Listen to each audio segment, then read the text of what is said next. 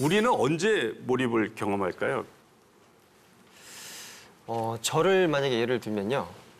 저는 이제 노래 녹음을 할 때 네. 저도 사실 이렇게 목소리가 그렇게 고음의 어떤 그런 목소리는 아니에요. 사실 약간 중저음이고 그런데 어쩔 수 없이 고음을 내야 되는 상황이 있습니다. 근데 이건 도저히 나올 수가 없는 고음인데 가사와 그 감정에 정확히 몰입이 되는 그 타이밍이 있어요. 네. 그걸 잡으면 그 음이 나와요.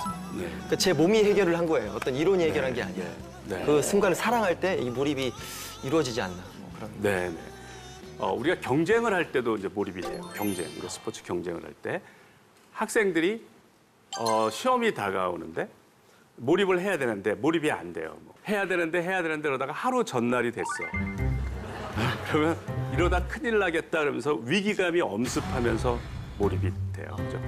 다 시험 전날 몰입이 되는 건 아니에요. 어떤 학생은 시험지를 바꿔서야부터 몰입이. 누구나 이제 몰입을 경험하는데 그것을 학문의 영역으로 해서 학문적으로 다루려고를 생각을 안 했어요. 그런데 이분이 그 몰입이라는 현상을 학문의 영역으로 바꿔놓은 분이에요. 심리학의 영역으로 바꿔놔서 이제는 많은 분들이 몰입을 연구를 하고 뭐 저 같은 경우도 이제 몰입을 연구를 하는 거죠. 우리가 무언가에 몰입한다는 것은 무엇을 의미하냐면 이렇게 산만한 상태에서 질서정연한 상태로 가는 거예요. 이게 자연 법칙은 어떤 방향으로 진행할 것 같아요? 어지럽혀진 방이 저절로 정돈되는 거 봤어요? 그렇죠? 왼쪽으로 가는 게 자연스러운 거예요. 그래서 산만한 상태를 엔트로피가 높다고 얘기를 합니다. 그러니까 엔트로피는 무질서한 정도라고 생각하면 좋아요. 그래서 산만하면 엔트로피가 높은 거예요. 그러니까 이게 그다음에 이제 고도로 집중되어 있으면 엔트로피가 낮은 겁니다. 저렇게 엔트로피가 낮은 상태에서 높은 상태로는 간단 말이죠. 가니까 그걸 활용해서 예를 들어서 우리가 휘발유를 써서 자동차를 가게 하고 이제 배기가스가 CO2가 나오고 이러잖아요. 에너지는 보존이 되는데 휘발유라고 하는 쓸모 있는 에너지가 엔트로피가 낮은 쓸모 있는 에너지가 쓸모없는 에너지로 바뀌어 가는 거예요. 그러니까 엔트로피가 낮은 상태가 쓸모 있는 상태예요.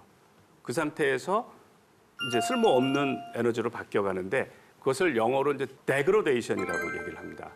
점점 쓸모 있는 에너지가 쓸모없는 에너지로. 그런데 이게 사람도 마찬가지예요. 그러니까 엔트로피가 저렇게 낮은 상태, 고도로 질서 정연한 상태에서 이렇게 산만한 상태로 가면 쓸모 있는 인간이 쓸모없는 인간으로 가는 거예요. 그래서 데그로데이션, 타락을 하는 거죠. 우리는 엔트로피가 낮은 쪽으로 계속 가야 되는 거예요. 그래서 인생이 고행이라고 그러는 거예요. 고도로 발달된 사회에 살고 싶으면 내 스스로 엔트로피를 낮추지 않으면 나는 현대판 노예가 되는 거예요. 항상 수동적으로 쫓기고 항상 마감이 있어야 나는 집중을 하고 몰입이 되고 시험이 다가와야만 몰입이 되고 이렇게 사니까 항상 지겨운 거야. 산다는 것 자체가 저렇게 집중된 상태로 만들어야 되기 때문에 이제 그래서 제가 근본적으로 인생은 고행이라고 하는 건데 인생의 오르막을 계속 가야만 되는 거고 그 오르막을 많이 간 사람들이 아주 성공한 사람들이에요. 그러니까 내가 죽을 때까지 얼마나 많은 오르막을 가느냐가 이제 내가 얼마큼 성취하느냐 하는 문제가 되는 겁니다. 한번 생각을 해보자요. 그러니까 인생의 오르막을 가려면 어떻게 가야 되죠? 여러분들 주말에 이렇게 산에 가보면 등산하는 사람이 그렇게 많아요.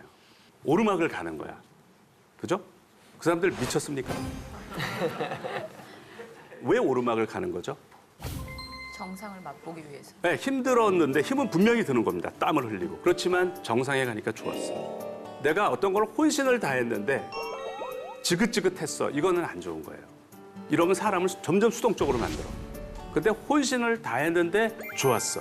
혼신을 다했는데 좋았다라는 경험을 자꾸 하면 오르막에 대해서 대담해지고 즐기게 되죠.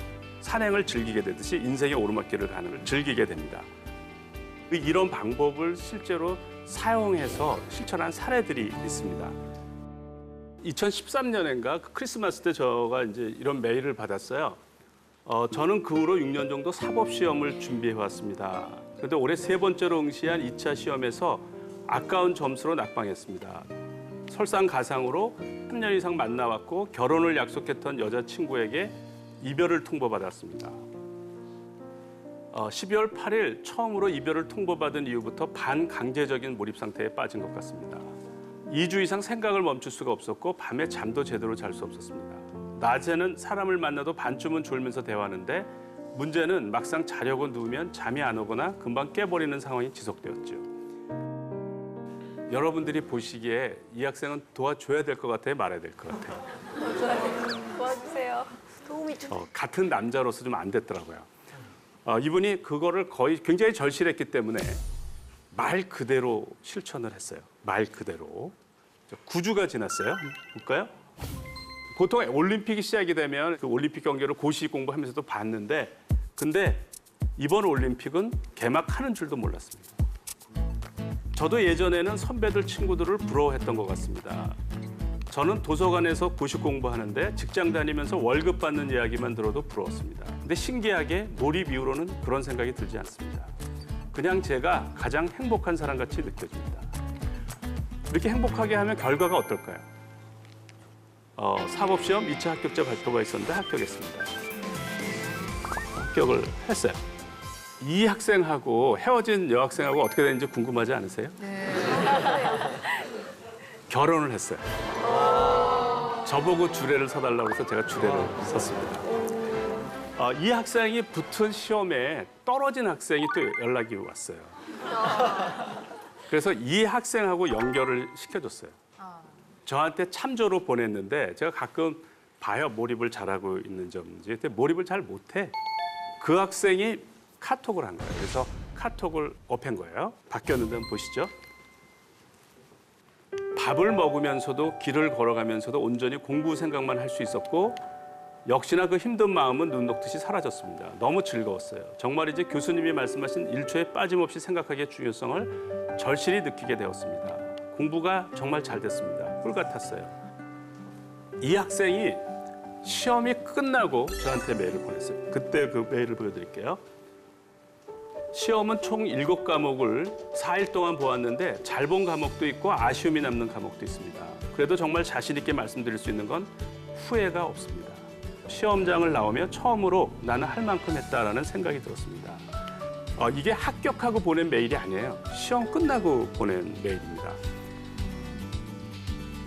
보통 고시 공부를 하면 우울증 생기고 각종 정신질환이 생긴대요. 그래서 고시 페인이라는 단어까지 있답니다. 그런데 몰입은 힐링이 되는 거예요. 행복하니까. 이렇게 행복하게 했는데 결과는 어떨까요? 교수님 오늘 최종 합격 발표가 났습니다. 석차는 20등이네요. 이 학생 뽑을 때 150명을 뽑을 때예요. 정말 제 인생에서 가장 기쁜 날을 맞이할 수 있게 해주셔서 감사드립니다.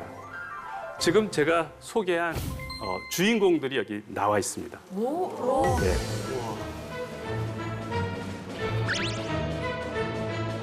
저 김성우 씨하고 신가연 씨, 이준별 일어나시죠.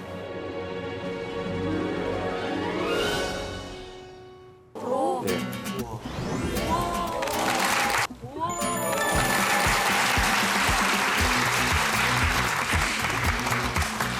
저는 김성우 변호사입니다. 교수님이 처음에 이제 소개하셨던 그 시험에 떨어지고 여자친구한테 차인 그 사고년생이고요. 지금 저는 연수원을 수료하고 한국과학기술연구원 키스트라는 곳에서 변호사로 일을 하고 있습니다. 우리 저 김성우 씨는 그렇다면은 이별을 통보한 여자친구에게 감사를 해야 되는 겁니까? 아니면은 이별을 하고 나서 몰입을 통해서 변호사 시험을 합격하게 한 교수님께 감사를 드려야 되는 겁니까? 교수님께 감사드려야죠. 처음에 이제 그 메일을 보냈던 게 그 2013 날짜까지 기억을 하는데요. 2013년 12월 25일이에요. 저는 이제 날짜를 생각을 안 하고 보낸 거예요. 사실 지나고 나서 보니까 크리스마스 날 제가 보냈더라고요. 저녁 8시쯤 보냈어요. 그 다음 날 전화를 주셨어요. 근데 딱 처음 말씀이 제가 3시에 회의를 들어가야 돼서 지금 딱 10분의 시간이 있는데 10분 동안 제가 간략하게 얘기를 해드리고 또 전화를 드릴게요 라고 말씀하시면서 정말 10분 만에 엄청나게 빠르게 해주시는 거예요. 굉장히 열정이 넘치시고요. 그리고 누구나 할 수 있는 그런 방법이라고 생각합니다. 경험할 수 있는 경험이라고 생각합니다. 네, 안녕하세요. 저는 신가현입니다. 지금은 사법연수원 2년차에 재직 중이고요. 이전에는 독서실에서 계속 처박혀서 몇 달간 공부를 하는 인생이 되게 하찮게 느껴졌어요. 그런데 이제 내 인생이 가장 가치 있고 행복한 삶이다. 아예 인생에 대해서 바라보는 자세 자체가 달라져서 그때 몰입이 되었구나라고 느꼈습니다. 네. 그 이제 게임 중독에 걸렸었대요. 게임 중독. 그랬는데 이제 몰입을 해서 변리사 합격해서 그 이후로도 이제 몰입을 적용해서 일을 너무너무 잘해요. 저는 이제 한 4년 정도를 변리사 공부를 했었습니다. 그러다 보니까 그 고승덕 변호사의 책을 막 찾아보게 되고 자기계발서를 막 찾아보게 되고 이렇게 되거든요. 고승덕 변호사는 막 17시간을 이렇게 앉아서 공부하다가 밥 먹다가 앉아서 공부하다 자고 이렇게 하시잖아요. 그래서 저도 똑같이 하루 종일 17시간을 앉아서 공부를 했었습니다. 그런데 공부 실제 시간은 4시간도 안 됐었어요, 실제로. 저는 머릿속으로 항상 막 게임이 하고 싶고 뭔가 인터넷이 하고 싶고 심지어 제가 어머니한테 제가 제정신일 때 약간 어머니한테 컴퓨터를 약간 그 잠금을 해주고 그 비밀번호를 어머니만 아는 그 비밀번호 해달라. 그래서 어머니가 비밀번호를 켜놓으셨어요. 그다음에 이제 어머니는 이제 밖에 나가셨는데 제가 한 4시간 동안 그 비밀번호를 몰입해가지고 그걸 풀어서 게임을 한 적이 있었습니다. 네. 제가 그런 시간들을 보내면서 저를 한 번도 칭찬해 준 적이 없었어요. 항상 와 내가 어떻게 이 공부를 안 하고 놀 수가 있지? 자책하지 않았던 그 순간부터 제가 몰입이 된 것 같습니다. 게임 중독이었던 제가 공부 중독이 되더라고요. 직장을 선택하는데도 굉장히 큰 영향을 미쳤던 것 같아요. 시험에 계속 떨어지고 낙심하고 있던 때에 터닝 포인트가 됐다고.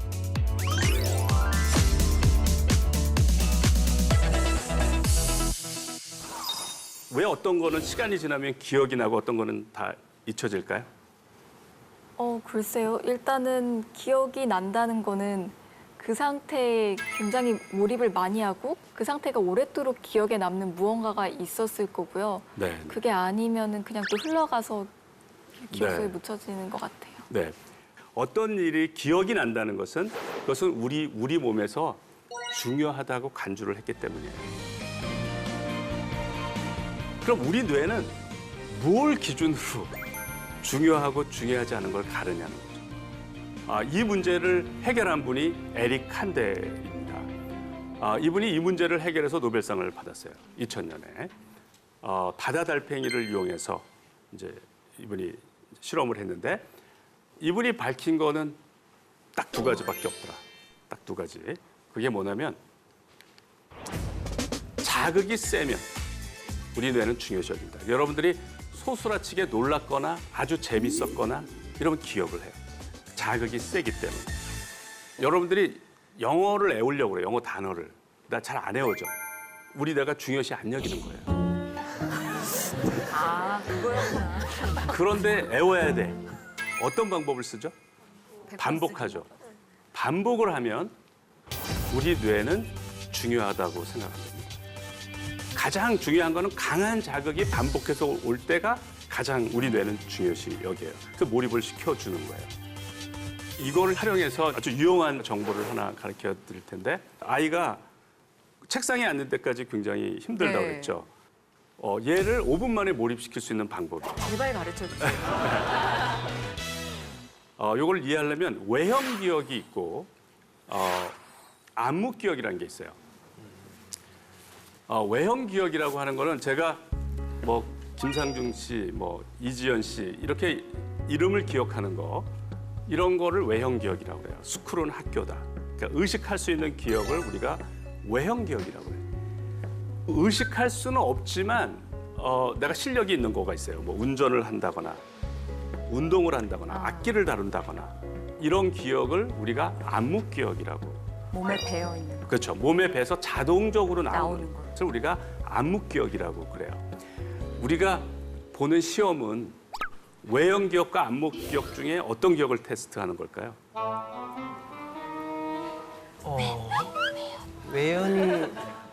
외연 기억 같은데 네. 둘 다 섞여 있는 어떤 그런 거 아닐까요? 예, 외형 기억을 테스트를 해요. 외형 기억. 그러니까 예를 들어서 제가 바이올린을 세계에서 제일 잘 연주해요. 이거를 필기 시험으로 테스트할 수 있을까요? 못하겠죠. 못해요. 네. 그러니까 안무 기억을 필기 시험으로 테스트할 수가 없어요. 시험 점수를 올리기 위한 공부를 하잖아요. 이거는 외형 기억만 발달시키고 안무 기억을 발달시키지 않아요. 그러면 영어에서 말하기 듣기 네. 이거는 외형 기억일까요? 안무 기억일까요? 제 생각엔 영어랑 한국어랑 다를 점이 없을 것 같아서 제가 한국말을 어떻게 하고 있는지를 생각해 봤을 때 안무 기억일 것 같아요. 그렇죠. 제가 지금 말할 때 이 다음에 무슨 말을 해야지 이렇게 합니까? 아니면 자동으로 나오는 겁니까? 자동. 이렇게 자동으로 나오는 것이 안무 기억이에요. 그런데 어학이 안무 기억인데 우리는 시험을 위한 영어 공부를 했잖아요. 그러니까 외형 기억을 공부를 한 거예요. 우리는. 그러니까 이렇게 생각하시면 돼요. 피아노를 배우는데 학교에서 필기 시험으로 테스트를 해. 필기 시험으로. 그러니까 어떤 애는 피아노를 안 치고 그냥 공부만 해서 가니까 100점을 맞아. 나중에 보면 얘가 음악도 100점 맞고 1등 했는데 실제로 쳐보려면 못 치겠죠? 우리 영어가 그런 거예요.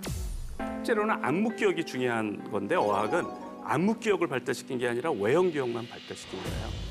그러니까 뭐 1등을 하고 아무리 점수가 좋아봤자 미국 사람을 만나면 말을 못해. Excuse me. 예?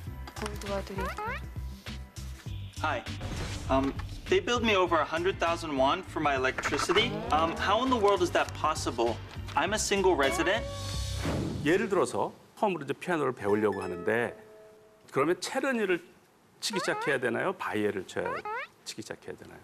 당연히 바이엘부터 해야 되는 그래야죠. 것 그러니까 같아요. 무슨 얘기냐면 어른들이 이제까지 다 외형 기억으로 영어를 했잖아요. 그래서 내가 나는 어른이니까 어른에 맞는 영어를 하려면 안 돼요.